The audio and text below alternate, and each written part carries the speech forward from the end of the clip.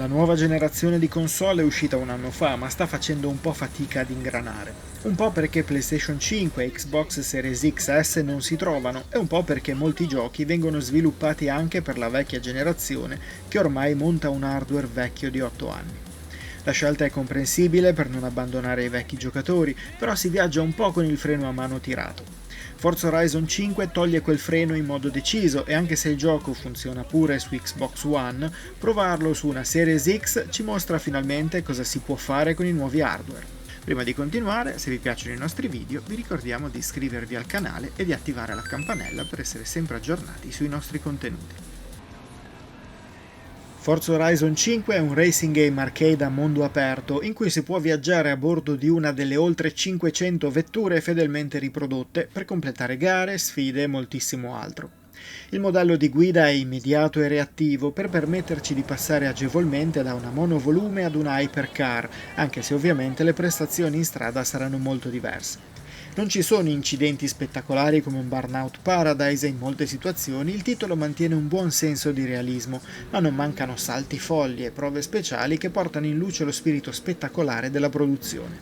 Si può comunque intervenire sulla messa a punto delle auto, ma in linea generale non sarà necessario, a meno che non vogliate gareggiare a difficoltà molto elevate che richiedono quindi uno studio più attento della propria vettura. Di solito quindi si sceglie una macchina e si inizia a correre. Al massimo si può potenziare, ma anche in quel caso talvolta è più semplice passare da un'auto all'altra, visto che il gioco ve ne regalerà un sacco in vari modi. Questa dinamica generale non è nuova e arriva fin dal Colorado del primo Forza Horizon per Xbox 360, ma con il tempo lo sviluppatore Playground Games ha perfezionato il suo lavoro e lo ha ampliato in modo sorprendente. L'ultimo grande risultato è arrivato dall'Inghilterra del quarto capitolo, con idee e soluzioni che comprendevano anche eventi stagionali e altri creati dagli utenti, da aggiungere al già ricchissimo pacchetto di base. Cosa si poteva fare quindi per migliorare questa serie? La risposta si trova in Messico. La scelta di questo luogo non aveva convinto tutti, ma per far cambiare idea agli scettici basta la spettacolare presentazione. Ci verranno introdotti alcuni dei diversi biotipi presenti, tra cime dei vulcani, zone aride colpite da una tempesta di sabbia, giungle e anche zone innevate a cui si aggiungeranno piccoli e coloratissimi centri abitati. Il nostro avatar sarà presentato già come una celebrità dell'evento e per questo motivo avremo fin da subito alcune vetture a disposizione. Il bello è che, pur essendo un racing game in cui si progredisce vincendo gare, la struttura si sviluppa come un classico open world, con missioni da completare per ampliare ulteriormente il festival e sbloccare i diversi eventi che contraddistinguono i diversi palchi che dovremo costruire in giro per la mappa. Queste missioni si chiamano spedizioni e amplificano il senso di avventura che si respira nel titolo, anche grazie a luoghi come templi Maya e aree selvagge da esplorare mentre si guida. Questi momenti sono ottimi e amplificano la sensazione di non stare solo giocando ad un racing game, ma a qualcosa con un respiro molto più ampio.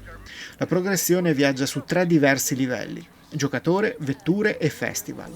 Gareggiare e vincere, ma non solo, porta crediti ed esperienza per il nostro avatar che quando salirà di livello otterrà un premio come per esempio un giro di ruota in cui si possono vincere oggetti cosmetici, crediti extra o addirittura vetture. Le macchine possono invece salire di livello eseguendo azioni spericolate anche al di fuori della gara, a patto di non colpire ostacoli mentre una combo è attiva. Si sbloccheranno così punti abilità che potremo investire per aumentare il punteggio durante particolari manovre o altre variabili che permettono non tanto di migliorare le prestazioni della vettura, quanto di renderla più efficace nell'ottenere punti esperienza e crediti. Infine, la progressione del festival è quella che gestisce lo sblocco delle aree presenti sulla mappa e delle relative attività speciali. Per sbloccarle bisogna ottenere riconoscimenti, ossia stelline che arriveranno dopo aver compiuto particolari azioni.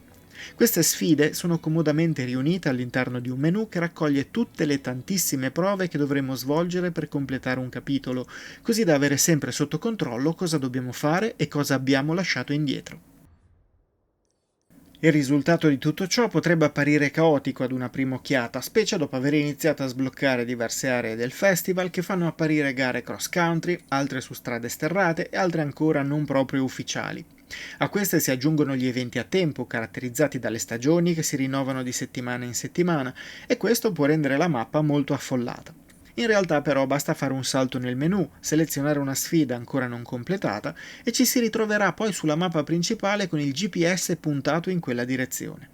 Le sfide poi possono essere affrontate in singolo, con i drivatar dei giocatori inseriti nella vostra lista amici adattati alla difficoltà scelta, ma potrete anche scegliere di giocare sempre online contro altri giocatori, o addirittura creare un evento speciale con la modalità Lab, scegliendo regole, luoghi e checkpoint. Insomma, si può giocare nel modo che si vuole e per un tempo indefinibile, vista la mole di contenuti che continuerà ad arrivare anche dopo che avrete sbloccato ogni vettura e affrontato ogni singola sfida. Questo accade anche perché il sistema di guida, seppur immediato, riesce a trasmettere sfumature di ogni genere e non mi è mai capitato di guidare un'auto che mi sembrasse uguale all'altra. Delle 500 che troverete poi potreste usarne davvero solo una cinquantina, ma è comunque importante sapere che su ognuna è stata riservata una cura maniacale che si può riscontrare nella modalità forza vista. Qui, come da tradizione, potremo aprire le portiere e i cofani, così da curiosare e ammirare tutti i dettagli. Se vi sembra che più o meno i contenuti siano rimasti gli stessi di Forza Horizon 4, probabilmente è perché non siete ancora partiti per il Messico di Playground Games. Va ricordato che stavolta tutto è più organizzato e che le spedizioni e la progressione del festival danno una bella virata al modo di approcciare il mondo di gioco. Area tra l'altro molto più ampia e varia, con una densità di eventi davvero impareggiabile, anche senza contare le tante modalità online a cui potremo partecipare. È però innegabile che l'idea di essere davanti ad un gioco next gen derivi principalmente da una componente tecnica strabiliante. Il gioco parte in modalità qualità e questo significa risoluzione a 4K, qualche miglioramento ai dettagli a bordo pista e 30 frame per secondo costanti. In un racing game però, se si può scegliere di giocare a 60 frame per secondo, conviene prendere quella strada e quindi consigliamo di passare subito alla modalità prestazioni. Una volta fatto, a parte qualche dettaglio di poco conto, il gioco dà il suo meglio, offrendo una velocità spaventosa e un aggiornamento a schermo sempre impeccabile. Le auto e i loro riflessi, i danni che subiscono e che si vedono chiaramente a fine corsa e soprattutto l'ambiente di gioco lasciano a bocca aperta, specie considerando la natura open world del progetto. I caricamenti sono rapidissimi grazie alla memoria SSD della console, ma è l'insieme di tutte queste componenti che crea la magia. La grafica è di qualità eccelsa anche durante la guida libera, in cui si incrociano altri giocatori o ci si fionda in una tempesta. Il tutto mentre una delle tante autoradio suona musiche e canzoni su licenza che però non puntano tutto sulle melodie latine, lasciando la mitica stazione di musica classica e altre di musica elettronica o punk rock. Quando si gioca su Xbox One ovviamente molto di quanto descritto viene ridimensionato, ma il gioco rimane comunque godibile come lo erano i precedenti, potendosi permettere tutte le migliorie strutturali che ne derivano. Sicuramente dopo aver visto le differenze, la voglia di cercare una Series X si farà più forte che mai, e se c'è stato un gioco fino ad ora che motiva in pieno il salto generazionale è sicuramente questo. Se volete proprio trovare un difetto, potete puntare il dito verso il DJ che parla unicamente in inglese e che non viene sottotitolato per tutto quello che dice tra una canzone e l'altra, però bisogna essere noiosi forte. Tutti gli altri dialoghi sono invece sottotitolati in italiano e permettono la completa comprensione, anche se talvolta si prendono qualche libertà interpretativa che noteranno però solo i più anglofoni. Forza Horizon 5 è, come i predecessori, puro e semplice piacere di guida trasformato in codice così che possa essere replicato e vissuto attraverso i nostri sistemi. Attualmente è il racing game più completo sul mercato, può essere giocato da grandi e piccoli con la stessa intensità e nel modo che si desidera.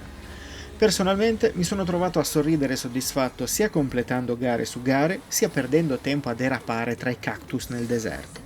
Il fatto che si possa vivere questo pazzo viaggio messicano con un tale livello di libertà su cosa fare e quando è un grande regalo che ci viene fatto dai ragazzi di Playground Games. Lo sviluppatore inglese ha saputo gestire al meglio la fiducia guadagnata, ha fatto tesoro delle critiche del passato e ancora una volta ha dimostrato che questo spin-off se la gioca ad armi pari con la serie madre Forza Motorsport. Il nostro unico consiglio è di giocarlo anche in versione old gen. Potrebbe essere la spinta decisiva per spingervi all'acquisto di una nuova console e godervi al meglio questa festa in terra messicana. Inoltre ricordate che il gioco è disponibile gratuitamente per tutti gli abbonati ad Xbox Game Pass. Se però non siete abbonati e siete indecisi, date retta allo zio Andre e compratelo senza ripensamenti. Sarete felici di averlo fatto non appena apparirà la schermata d'avvio.